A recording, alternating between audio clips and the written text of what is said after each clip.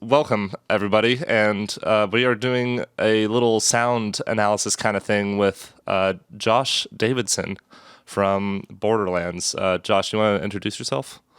Hey, I'm Josh Davidson. I'm a senior sound designer at Gearbox Software, and I did a lot of audio on Borderlands 3 with the rest of the audio team. Yeah, it's definitely the best sounding and the best Borderlands game thus far. So Thank you. Appreciate that. yeah, for sure. You worked on the other ones as well, right? But yeah, I came into the end of development on Borderlands 1. I did all the DLC stuff for that, and then we kind of rolled right into Borderlands 2 and did all those DLCs, and now we're on Borderlands 3, and now we're doing all these DLCs. It's been pretty much the 2010s in a nutshell for me. Just doing all those. Yeah. Was that back to back to back for you? No, there was a break there. We did Battleborn. So Battleborn was our 2016 release, so it was about a 2 or 3 year break in Borderlands games to do that. And then after Battleborn, we rolled right into Borderlands 3. Well, that's cool, man. So we're just gonna be playing the game here for the most part. There's a lot of different like sound sections within the game. Like they're I categorized into like creatures and VO and Yeah. the weapon sounds as well. Yeah. What was the structuring like for a game of this size for you guys? And do you feel like there was anything different in this game that you guys did that you guys didn't do in the previous Borderlands?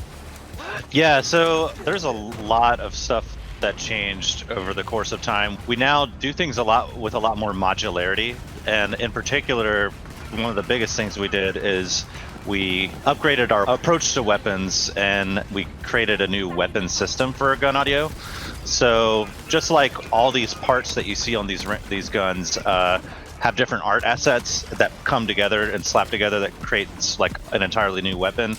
That gives us a lot of variety in how the guns play and look, but we also piggybacked on that sort of idea with audio. So whenever the modular system creates a gun, it slaps together multiple different parts that give you a unique audio profile to give you unique weapon audio. So the buzzwordy sentence I often say is, on Borderlands 2, we shipped with about 350 gun sounds, and on Borderlands 3, we shipped with 5,500 individual gun sounds.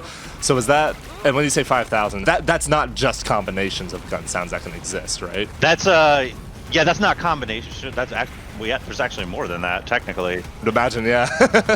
But yeah, that's just individual gun firing pew pews, and reload sounds. So yeah, the guns took a lot of work, a lot of effort went into them. I don't think any other game has really undertaken this sort of approach to weapon audio before, and we're probably the only ones that have really required it. But that was like the biggest thing. Same thing. Everything's just kind of trending in this more modular direction for us. Like even with things like the explosion system, the explosion system is also very modular. So we combine different like sizes of explosions with their elemental attributes to give you more variety in the the sounds of explosions and things like that. That was a big thing. No, that's awesome. I love that. So are you, did you guys run into like a lot of like voice count issues or anything with that while you guys were working on it? Yeah, absolutely. Like we have a number of technical things that we do to get that under control, and that's a lot of that is due to the wonderfulness of our coder team. So yeah, our code team like has ways of like negating voices if they fall underneath a certain volume threshold. I think that volume threshold, if it goes underneath 34 dB, it gets cut out, so it doesn't play at all. There's a number of other like performance sort of priority related things that we do to get that under control as well. Okay, nice. Because I feel like, I'm sure that especially with as many different gun types as there are, like there's definitely a lot of like voice leaks that can exist, and like a lot of things that can go undetected as well. Yeah, exactly. So whenever you pull the trigger on a gun in Borderlands 3, it's like 8 different sounds. It could be up to 8 different sounds playing at the same time to give you your unique weapon sound, So it was definitely something that we were aware of and kept track of throughout the entirety of development as much as we could. Yeah. We knew that it was going to be a problem. Yeah. Oh, of course. Yeah. It was actually something that we became a lot more hip to on development of Battleborn, because we were running at it like we're running in situations where audio would just stop playing, and so it's just that kind of stuff. Yeah, I'm sure that's there's frustrating. there's always a lot going on in our games. Yeah. Oh, I just realized that I died. Whoops. I was so invested in what you were saying that. That's a big jump from like 350 to 5,000 from previous games to this one. What made you guys kind of like decide to do it for this Borderlands instead of? Was it just you guys had the time, or the budget was there? Or? It was sort of a thing that so we brought in a new audio lead 3 years ago or so, and his name is Brian Fieser, and he came from 343, working on those Halo franchises, and he really had this sort of vision for how we could take the weapons to the next level. And it was actually a thing that we weren't sure was going to work at first at all. So there was a lot of prototyping, and the more we prototyped, the more we realized, hey, we can actually create a lot of variation in our weapons if we go this route. The biggest worry was that it was a lot of work, and it ended up being a lot of work. But yeah, with all that work, we felt like it ended up paying dividends for us, because the people, once we released the game, people were noticing that the weapons sounded a lot better, and we saw comments that there was a lot of personality and variety inside the weapons themselves. And so for us, going through all that work, I mean, doing one weapon in this game, if you know what you're doing, can still take 3 weeks or so, something like that. So putting all that extra effort into it, ended up paying dividends for us. And the fact that the press and gamers themselves were noticing, really helped out a lot. For sure. Yeah, so there's different weapon manufacturers. Did the lore of that come first, and then you guys tried to match the feel of the game? Yeah, so we came up with a design spec and design sort of style guide for all of our weapons, just like Art does, and our style guide kind of piggybacks off of what they do, of course, because something like a Jacobs shotgun is, going to have that old mechanical, more organic Western feel to it, and then something like a Maliwan shotgun is going to be that, the most futuristic sci-fi kind of buzzy, synthy kind of weapon palette, that you have to create. So yeah, we pretty much have a style guide for all of our weapons, but I mean, in a lot of ways, you kind of don't need to just reference it all the time, because you can pick up the weapon and just feel it out yourself and go, oh yeah, I totally get what this weapon is supposed to be doing, Yeah, that makes sense. Yeah, no, that's actually really cool and exciting to hear about. And I think that a lot of the people in the Blip Sounds community, at least, are working on indie games, and a lot of times they're getting in last minute on a lot of these games. But I'm sure that getting in on the pre-pro stage is a lot of fun for, especially on a game of this scale. Yeah, exactly, and it's awesome feeling in this regard that you're not just doing sound treatment on a weapon, you're helping give the lore a little bit more backup. Yeah, for sure. And the weapons team themselves are actively involved with giving us feedback, and they're down to be there with us in the midst of the development process as well. So for sure, yeah. If you're gonna explore the lore and try and elevate the game's potential to its as much as you can, then the sound is a huge elevating factor to what a game can provide, even in something as small as the gun sounds. And it's 350 to 5,000, as just a small example of the kind of detail you guys went into here. I'm sure that's it's noticeable, and even from people that aren't sound designers, I'm sure. Yeah, and that was what we were praying for, because as you know, as a fellow sound designer, a lot of the times sound just kind of gets overlooked, and the fact that everyone, our own team was appreciating it, what we were doing a lot more, and the fact that the fans and everybody ended up noticing that a lot more too. So it was a big win for us, and it definitely seemed to have gone a long way in the end in making the game feel a little bit more diversified in the audio palette and stuff like that. Damn, that's cool. So then, I feel like the other big one besides the guns were the VO, right? Well, I don't really work with VO at all. It's sort of like a separate thing from what we do, from what I do anyway. Sure. But I think the other thing that was extremely modular and went more that direction too was the music. So a lot of the music Cool. is using a modular system. So what I like to compare it to is almost like, think of it like an Ableton Live session that's running in the background.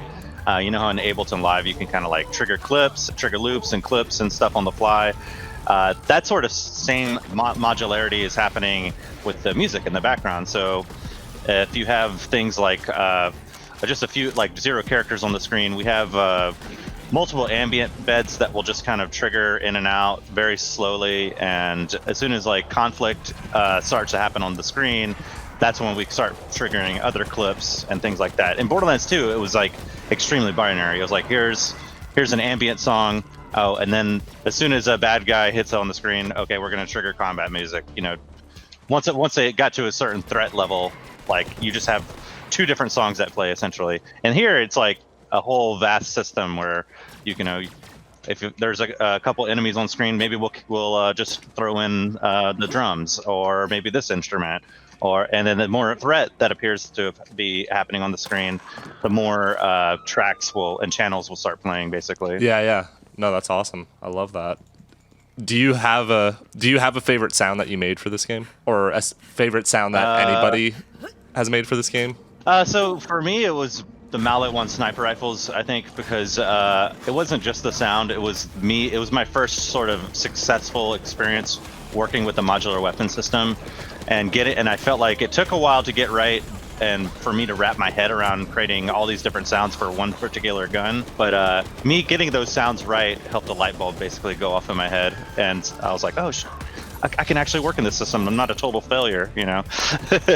Because up until then, Brian, our lead sound designer that created the weapon system, he was basically the only guy that was like working on this stuff. I'm sure that having a team to help you out was, especially with 5,000 assets for that, helps out quite a bit. Yeah, and also it's like just having a team that was patient and just understanding that, you know, that this is not an easy thing to do, and for any sound designer, I feel like, and to get it right after lots of trial and error, felt really good. And I'm still very happy with the sounds on that thing. So Nice. Yeah, it sounds great, man. I'm glad that it worked out so well. Yeah. The guns has always been like the biggest part for me for Borderlands. And I'm sure it is for most people too. But yeah, exactly. I always say that the gun, like the main characters of the game, are not the characters but the guns themselves, because you spend the most time with them, and we made sure that, you know, all these different guns and manufacturers had their own distinct flavor and personality and everything like that. And that's actually the core of what Borderlands is all about. In Borderlands 1, it's kind of funny if you go back and play it. It really feels like we've expanded so much upon the idea of like these different manufacturers that you can't really tell who the different manufacturers are when you're like playing them, other than the logo. But in Borderlands 2, that really ramped up a lot, and in this game, just keep taking that further. And it's kind of funny because it's like I was talking to one of our weapon designers, Jimmy Barnett, and he's pretty much like one of the biggest art guys behind the weapons in the game, and he's chiefly responsible for making sure that all that pipeline got done and finished and everything. And he was telling me, he was like, yeah, you know, we don't actually keep it a secret what we do, you know, how we make all this stuff. And I told him, I was like, it's weird that a game hasn't come along that has just cloned what we do. You know, like there hasn't ever been like a straight up Borderlands clone. Right. And he was like, yeah, you know, I think it's because it's so much work, you know. It takes so much effort to do all these different parts and get them all in the game, and like organize tons of people together to get it to work right, and then balance it and everything. So but yeah, he's just like, if a team is going to try to clone what we do, they're signing up for quite a bit, you know. So yeah, for sure. Yeah, I'm like, yeah, I know. It does make sense, especially now that I'm on the audio side doing all these different modular sounds for all these different parts. It's like you do realize just how much work goes into everything. Yeah, and do you guys find that with the art side of the game, how much do you guys get to like actually collaborate with? I guess from like the pre-pro stage, like kind of like workflow that you guys had with just the rest of the team, I guess. Like what was that like for you guys? Yeah, so we have kickoff meetings for every type of weapon, and we have kickoff meetings for basically every feature. So we just make sure that all the stakeholders involved with the creation and implementation of these weapons, has a say and has an understanding of what's going on. So there's a really good like workflow that we had. I actually feel like the weapons team on Borderlands was the most efficient. Getting it right and making sure there was a good feedback pipeline. Like every time I would, get sounds in the game, like I would work with our designers, and they would be, they were in close loop working with like fixing up the design attributes for them while I was working on the sound. So like I would often get hit up by a designer, like if I got a certain way through, and they would let me know, like, hey, this is actually sounding really good. Designers are always really, really happy when they've been working on something that's been silent for, months. Yeah. And then all of a sudden it has all this like big sound to it. Like, it never gets old seeing how happy they get whenever you like do the final, like putting the finishing touches on it. Because I think people internally know this more than other people, but like the sound is what gives the thing the feedback, Yeah. You can add all the screen shaking and animation you want, but like what makes the gun feel a certain way it really comes down to us in a lot of ways. Something can probably have a bad animation but have a great sound, and it'll still feel like it works. Right. But I feel like most of the animations pretty much on these guns are still awesome too. Yeah. So like we're trying to make everything sort of fit together in a lot of ways. For sure. And there is definitely an element to that where for the gun sounds, did you guys have to have like the animations for the guns first before you guys had at least the art for the guns, I assume? No, I pretty much get started on the guns whenever it's not. Sometimes the guns are mostly done. Sometimes they're like halfway done. It's just like where I'm at with my tasks and like what if it just seems like something that's a bigger priority than something else. Like so, if a creature, for example, is just nowhere near being done, and it would be not efficient for me to work on that, then I can probably jump on a gun earlier, even if it's a few months away from being done, because a gun is still going to sound like a gun at the end of the day. Yeah. I know generally what the manufacturer's design palette is going to be, whereas with something like a creature, I really need those animations to be done and a lot of those tacks to be represented for me to even start doing a sound pass on them. Sure. We're at the boss. Nice. All right, we have to kill him. Yeah. We got this. Yeah. Oh man, he's a big boy. He is a big boy.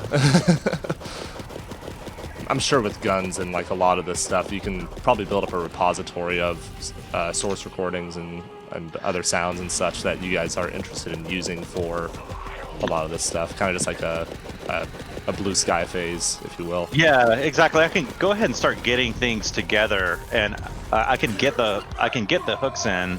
So if I really need to, I can like replace the sounds later if I want. Like I can go ahead and get them implemented, and then just swap out the WAV files later.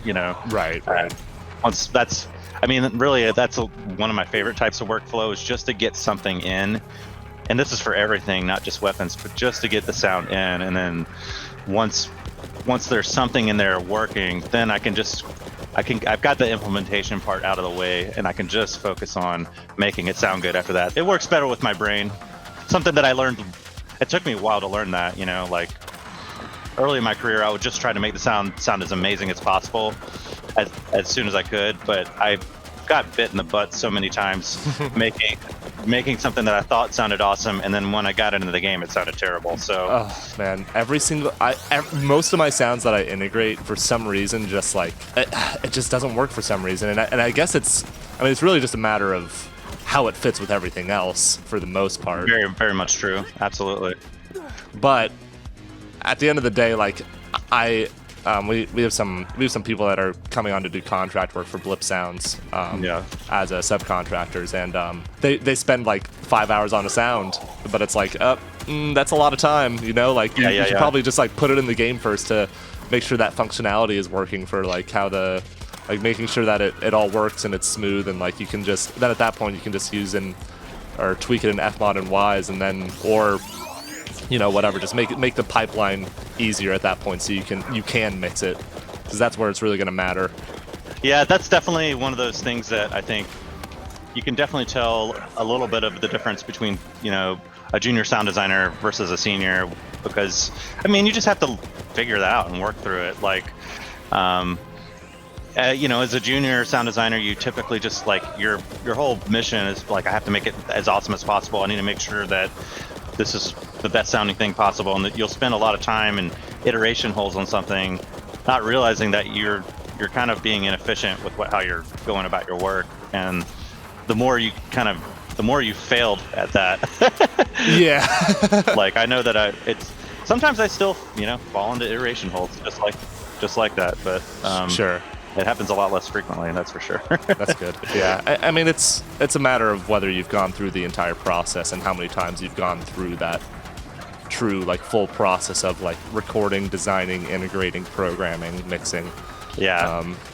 Over and over again, and then eventually you've been through it and you understand what you can sacrifice, what corners you can cut at beginning stages, all that kind of stuff. Yeah. So did you work on this DLC then? Or no, I'm sorry, not the DLC, this Blood Harvest? Yeah, this is, I guess you could still call it DLC, but yeah, I didn't actually work on it at all. I was busy doing a number of other things. It's kind of weird, like, I kind of jumped off of doing sound design stuff for a little while, and I started working on these documentaries, like, for us. I kind of, like, became the departmental video editor, and I started doing a lot of video editing, and we released one mini documentary about our weapon system on the Gearbox channel, and just kind of doing stuff like that. So, man, that's funny. So you're doing video editing for Gearbox right now? Yeah, well, I'm back on doing DLC stuff, but so another thing is like we actually have a team in Quebec doing some DLC stuff, and so, like, their DLC work is coming first, and then Gearbox headquarters is coming later on. So doing mostly some secret stuff right now. Cool, nice. But it's always going to be DLC stuff. It'll be heavy DLC stuff probably for the next 8 to 12 months or something like that. Sure. That's exciting, man. Yeah, it's fun. I like the DLC because it's like all the systems that you were working on in the main game are just done and they're working. You don't have to worry about those anymore. You just focus on the content that new content. That's really it. Yeah. New enemies, new maps, new, everything like that. New bosses. Hey, that's a mark of a team player, though. I mean, that's how I look at that. Or I don't know how big Gearbox is. How many are on the game dev team? Over 400 nowadays. I think when I first joined in 2009, the company was less than 200 people, just shy of 200 people. So it's been kind of crazy seeing how many people have joined the team over the past decade. The company's more than double in size for sure, and we're definitely making a lot of smart moves. I feel like Gearbox is. A lot of people don't realize this, but Gearbox has a publishing wing now, and they're publishing games. So, like that game We Happy Few that came out, that was one of the bigger titles that Gearbox actually published. Oh, cool. We're not publishing Borderlands ourselves, so that's still being published by 2K. So we're kind of in an interesting situation because not only do we publish, but other people publish us. Yeah. I'm sure it's just a game-by-game basis, though. Yeah. Yeah, exactly. Yeah. So it's been interesting to see that because with the publishing efforts, you get to kind of see more indie developers coming in because Gearbox is starting more on the indie side of things to kind of start publishing, and they want to be like a developer's favorite publisher. Yeah. Give them the best sort of deal that you could possibly get, because Gearbox has worked with publishers themselves in the past, and they kind of like know, this is what we would like to do if we were a publisher. This would be our philosophy with everything, but that's definitely far away from what I do, but I think it's really interesting. And for sure. I'm really glad that you mentioned that you're doing like the video editing and stuff, because I'm someone that always encourages to just learn as much as possible, no matter what field it's in or like because it always can come back to what you're doing, to like your everyday work life. Like I'm sure video editing can teach you some lessons about sound design, or like even how you can look at maybe like an animation, or just even understanding like the differences between like. Yeah, for sure. I totally agree with that. And also, I just felt like after we finished up Borderlands, it was just so nice to not work on sound for a little bit. Like, just work on, I was learning Adobe Premiere for the first time, and just being inside that environment, it just felt nice to just learn something new that wasn't sound, and just take a break from it. So, sure. Oh my goodness. Wow, have you gotten this far on the boss? I think this is around where I died last time. Yeah. Oh man, I love the music changes, man. They're really. Yeah, Rayson Varner is the composer for that. He's actually an in-house guy, and people have been digging the music that he's been doing, because he's been doing a lot of the cool dancey stuff and synth wavy kind of stuff. Yeah. You know what? Actually, that's one thing that I always like. Really, not necessarily only the Borderlands soundtrack, but your guys' music choices in general, just from what you guys select. Like, you guys have really good music from like other bands and such, or whatever your music supervisor selects is like really, really good. Yeah. I think whenever I did my interview at Gearbox in 2009, the intro video to Borderlands 1 was actually already done, and that, I don't know if you ever saw it, but it was Ain't No Rest for the Wicked by Cage the Elephant was the intro song, and I'd never heard that song at the time, but just the combination of like the intro video itself and that song, that may have sold me to work at Gearbox just by itself. Sure. So cool. Yeah, it was like very hip and fresh, and it just felt like nothing any other game in the industry was doing. I mean, that does make such a huge difference. And honestly, one of the things that I think of, like, I'm a Cage the Elephant fan now, and I think it's because Borderlands introduced me to them. And they're a great band. They make really awesome music. But every time I think of Cage the Elephant, I think of the Borderlands trailer. Yeah, a lot of people do too. I think actually it's kind of Cage was actually kind of new back then, and I think that was their first album, I'm pretty sure. Yeah, so they're kind of a fresh band back then, and now they're huge, obviously. But yeah, I think Borderlands helped promote them a little bit early on, and I think they kind of helped promote Borderlands a little bit. It was sort of a interesting little I scratch your back, you scratch ours kind of thing. Yeah, between pretty different industries. Yeah, totally. Jeez, music is so powerful. I think that music choice probably helped Gearbox quite a bit when they released the game and stuff, because that song's really, really catchy, and I think that that definitely helped out with some outreach for Cage the Elephant, and also they just saw something in the early young band. Yeah, and it also, it feels like Borderlands. It does, yeah. It feels like it establishes the tone and mood of like what was trying to be accomplished at that time, and it's like, here's the art style, here's the look and feel of the game, and here's the sound of it too. Like, I think also that people who did Tales from the Borderlands, those are great. They had really good music choices too, like Jungle and Twin Shadow and stuff. Like, they didn't do anything too crazy, like go too crazy mainstream with all the music they chose. They just found super cool songs that were like, you hear them and you're like, yeah, that's absolutely Borderlands, Yeah. No, that's very true.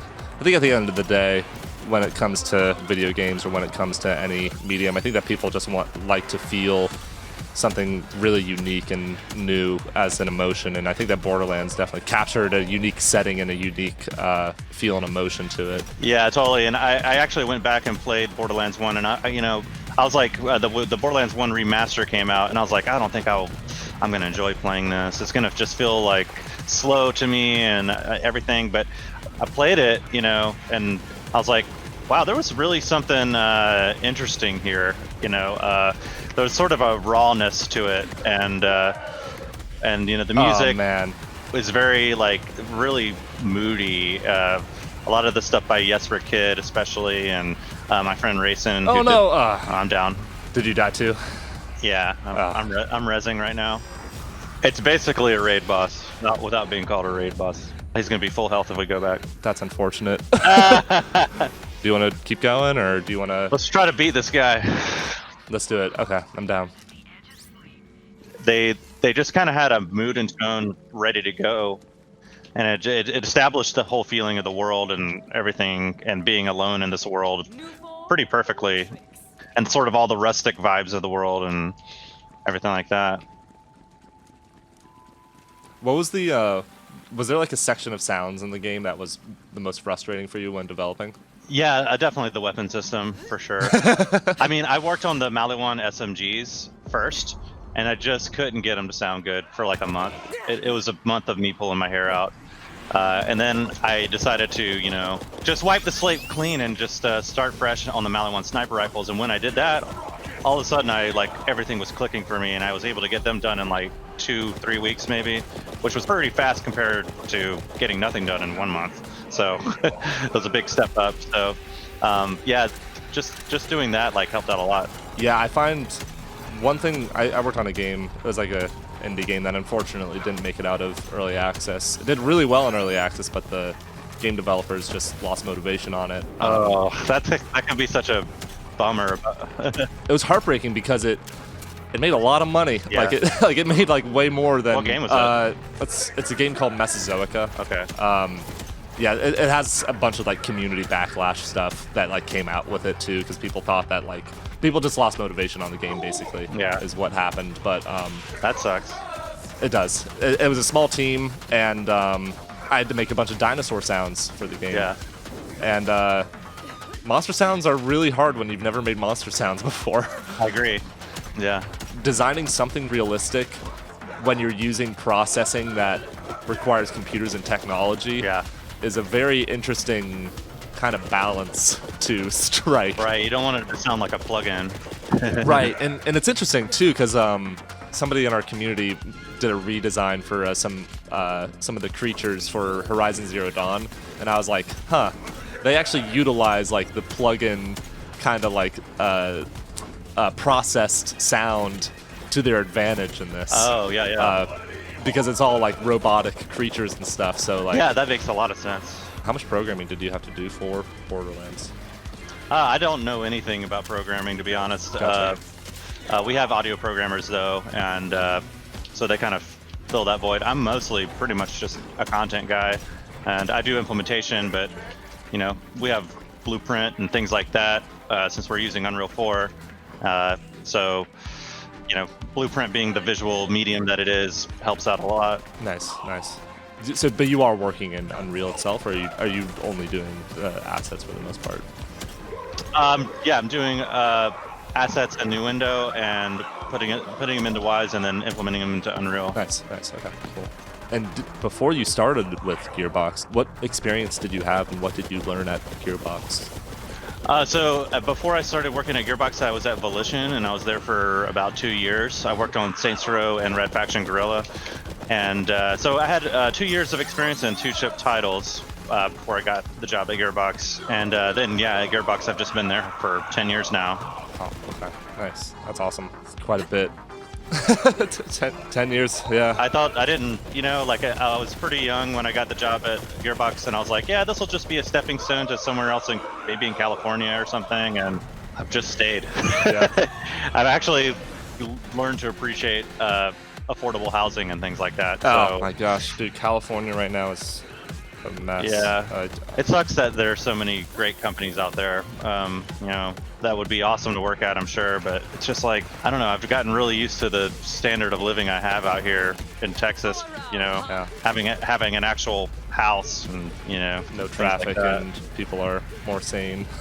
There's definitely plenty of Dallas traffic, but I mean, I couldn't imagine, like I just saw the video of the LA 405, and for Thanksgiving. Yeah. yeah, it's just like, no thank you. Yeah.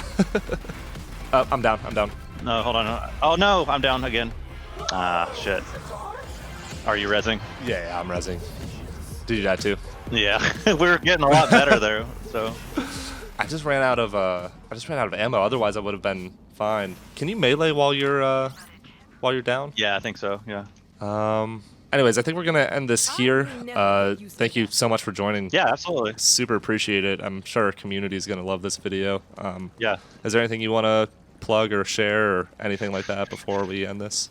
If you haven't played Borderlands, I hope you could pick it up at some point. The holidays are upon us, so it's a great gift idea. Oh, absolutely. From an audio standpoint, I think if you're interested in like game audio and things like that, even if you don't think Borderlands is your thing or whatnot, I think that there'd be some cool stuff that people would enjoy checking out about our game's sound and things like that. Like I mentioned before with the audio weapon system for the games, like just noticing how there's a huge palette of diverse audio for the weapons, and how we have gone from making our games a lot more modular and more expansive in our soundscape and variety is a cool thing to kind of like at least check out. But yeah, that's about all I can plug. That's Nice. And you've been doing a lot more interviews than just this. Like you've been going around and stuff. And you guys can follow Josh on Twitter. He's a very talented sound designer and doing some cool stuff. Thanks a lot, man. Yeah, absolutely. Thank you so much, Josh. We really appreciate you. And one other thing, big props to you for doing this channel. This is really cool. And Thanks, man. Yeah. Any sort of game audio centric educational stuff is like so awesome to see, and I don't think there's enough of it, to be completely honest. And this is to anybody listening. Like there's plenty of room to join in with the people that are doing game audio education online. Like there's so much room for more people to diversify that space. So yeah, absolutely. Yeah, it was actually funny. I was really surprised because I was like, we were gonna do a Borderlands 3 review, and I was like, I wonder if Josh is like, I wonder if I can get in touch with him. And then you were following me on Twitter, and I was like, oh, that's nice. that makes things a lot easier. Yeah, absolutely. Oh man, but yeah, thank you so much, Josh. Those words mean a lot, and I agree wholeheartedly that there needs to be more of it for sure. So whatever we can do as a community to teach the world more about game audio and kind of bridge that gap to becoming professional sound designers and also appreciating sound design and all that more. So absolutely, man. Yeah. Awesome. Well, thank you so much, everybody, for watching, and we'll catch you guys later.